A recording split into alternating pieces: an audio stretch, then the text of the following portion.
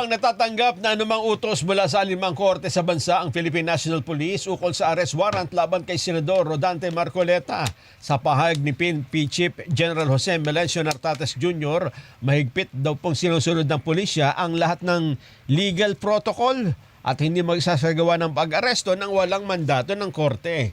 Una nang ibinahagi ni Senador Marcoleta ang impormasyon tungkol sa posibleng arrest warrant laban sa kanya kaugnay sa mga reklamong may kinalaman sa umano'y hindi pagdedeklara ng 75 million pesos campaign donation noong 2025 midterm election. Sinabi naman ni Interior Secretary John B. Cremulya na hindi niya batid kung may naghain na ng reklamo laban kay Senador Marcoleta. Bigyan din ng kalihim na hindi basta nailalabas ang warrant maliban kung may naihain ang kaso sa korte, partikular sa Sandigan Bayan.